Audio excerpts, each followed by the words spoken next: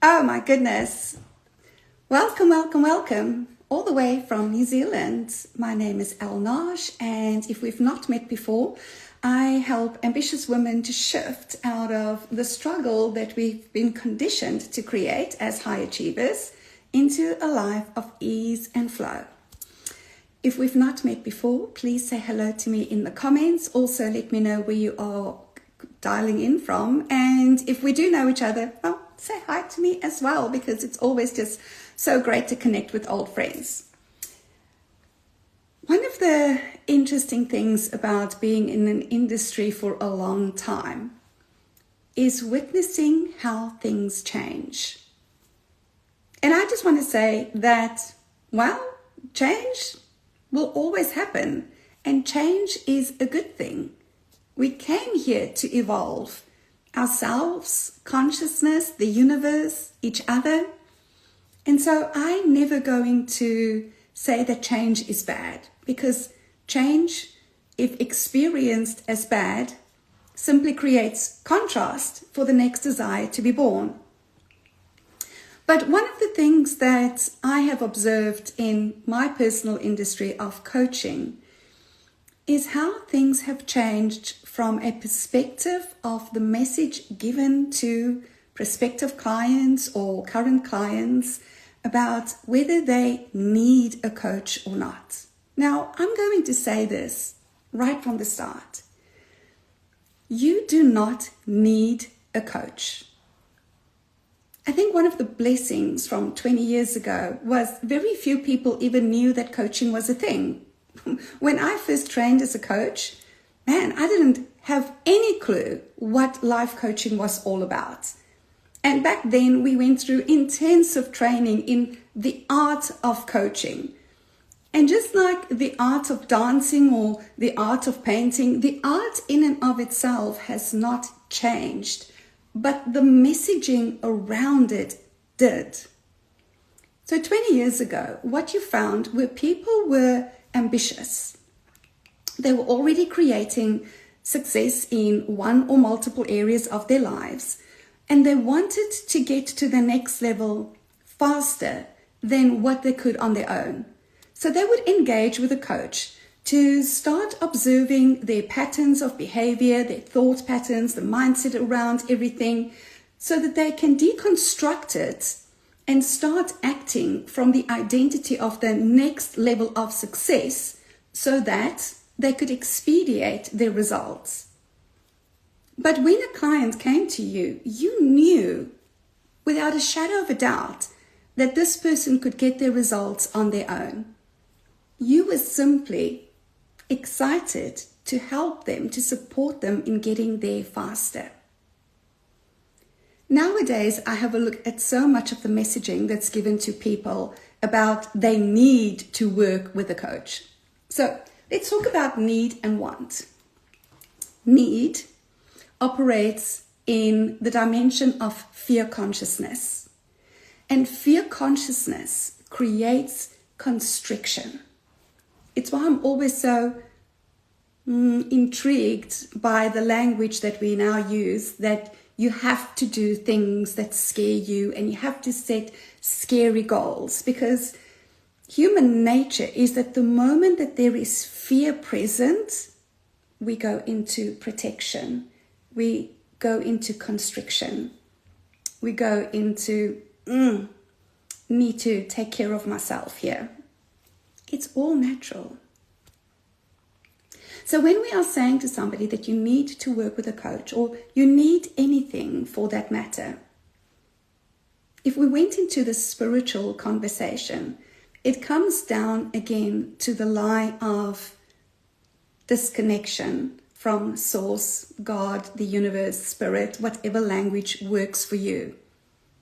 And in the lie of disconnection, we think that we need, or else we will die, or something really bad will happen to us. So when we are constricted, now we have to really dig down deep to overcome our fears, to take the action, to do all the things, to exert ourselves. And this is why people are operating from a space of exhaustion, because so much energy is taken just by wanting to face the fear and conquer the fear that very little is left to the creative plane. And then we congratulate people. Oh my God, look at you. You did so well. You overcame all the obstacles. You are deserving of success. You are deserving of whatever it is you really wanted.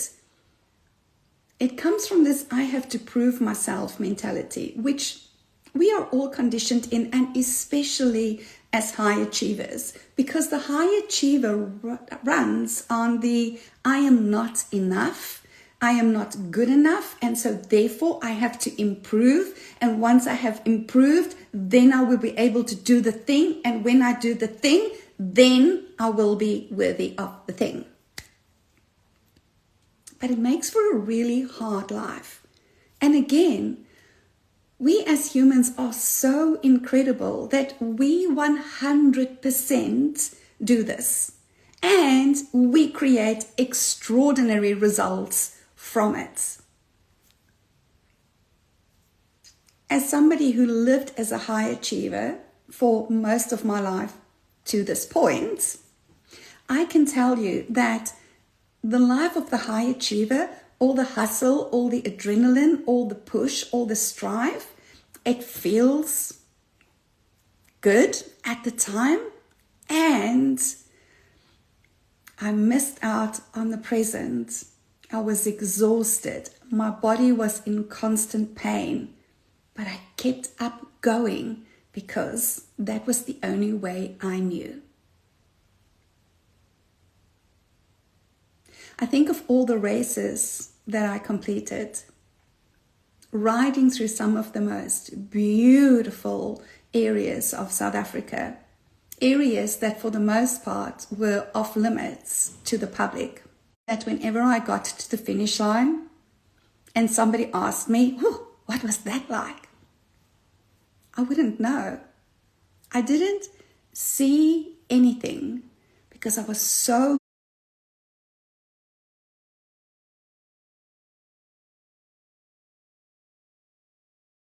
I can see how that really was a metaphor for my whole life. Being so in the zone that I missed out on the richness of life as it was happening for me.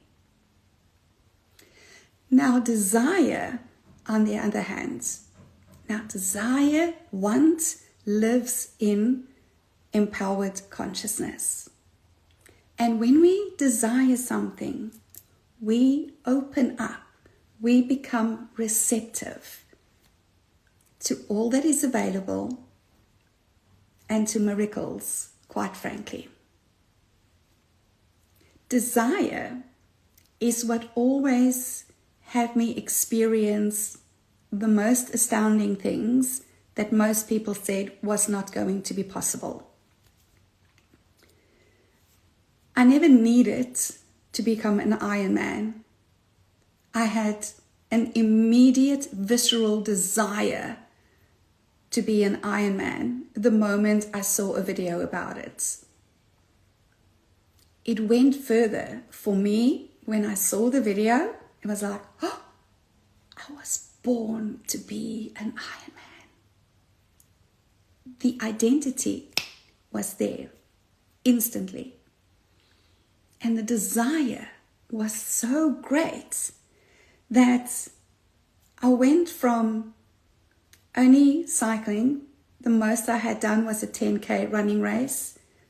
Couldn't swim, terrified of the water, to crossing my first Ironman finish line in 4 months. Even though doctors told me I couldn't run and I needed a hip operation, even though I had to teach myself to swim off YouTube videos, because no coach would touch me. They said, can't do this. Nobody becomes an Ironman in 4 months, especially if they can't swim and they can't run. But the desire was so great that I allowed space to receive everything available to me from the universe. Now, does that mean that there were never moments of fear on the journey? No. I was terrified of the water. Even the morning of the race, I could not warm up with the other athletes.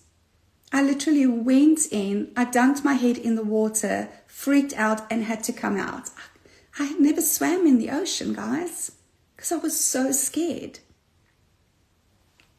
So when we operate in empowered consciousness, it doesn't mean that we are not afraid of activities, that we are not afraid of conversations, that we are not afraid of, I don't know, showing up on a live for the first time in months.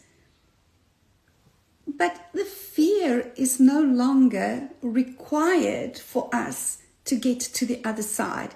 It's just part of the human experience, and we know this, and so we don't operate from the fear. We have compassion for the human and the fear that the human is experiencing, but the empowered consciousness is what drives all of the behavior. So I wanted to come on today and to make you aware that you don't have to live in fear anymore. You don't have to set the scary goals anymore. You don't have to put yourself in situations that scares the bejesus out of you in order for you to prove anything to anybody, including to yourself. Tap into the realm of what it is that you desire to experience, and how you desire to experience it. One of the things that you will hear me say over and over again from this point forward is that experience is all we have. When you get to your final day, what you will look at, what you will hold within you, is the experience of your life as it was. And so at some point, we have to start asking ourselves, why do I feel like I have to experience everything in fear when I can experience everything in curiosity and wonder and desire and expectation and gratitude and fun? Starting a new business? Are you going to experience it as draining and fear-inducing and worrying-inducing and oh my God inducing? Or are you going to be excited, oh my God, I am creating something spectacular for my clients. I get to learn some new skills. I get to practice this identity every day, and it gets to be fun. And we bring childlike curiosity and wonder back into the conversation. So instead of going, oh, I have to learn all of these things and all of these systems and all of these platforms, because if I don't, then I'm not going to succeed.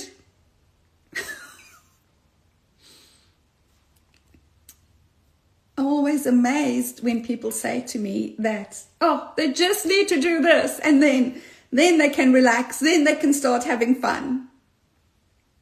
And the way I explain this to some of my clients is that there's a train, you're on a train, baby. This way is going to fear, the fear station, the stress station, the oh my God, never enough station. And this side goes to, woohoo, this is fun. I get to learn, I get to grow, I get to evolve, I get to serve, I get to have fun, I get to create, I get to be me, I get to design my life by my own rules. And if you think that being on this train in this direction is going to get you to that station, honey, you are sorely mistaken. If you don't decide from now on that you are going to be on this gets to be freaking amazing train on the way to this is freaking amazing station, then don't expect that you are receiving the message today. And if you are, I'd love to hear from you in the comments. Like, what is it that you are taking away from this conversation today? Will you start becoming more aware of your thoughts and where you are setting goals from a space of fear and in fear, the scary things? Or are you ready to start creating from desire and what it else that you want to experience next in your life? So to everybody who has joined, if you joined late, I highly recommend you watch this from the beginning. This was such a great conversation to have with you guys today. And if there's anything that you want me to talk about next, let me know in the comments. Like, let's start having the different conversations, because I think that majority of the people in my space anyway have had enough of the pain for gain conversations, and that we have to always be scared about everything conversations. Enough already. So there are two ways in which to partner with me at this time. One being as a private client, and really I only work with a handful of women at any given time because we work on such a deep level. And the other one is Women Reimagined. Now, I am delighted to let you know that the next cohort will be starting in May. Applications will be opening next month, but if you want to get onto the waiting list, then DM me or just let me know in the comments, and I will put you on the waiting list so that the moment we open up, you can be notified. This is a program of absolute remembering who you truly are, reclaiming yourself in your fullness, and reimagining yourself as the woman you came here to be, from where we actually start creating your life in real time. It's a sensational course. So that's something that you're interested in, DM me or let me know in the comments. With that, I am going to love and leave you for today. I want you to remember that you truly are the artist and the art. So why not make your life a masterpiece? Have an amazing day further. I'll speak to you again soon. Cheers.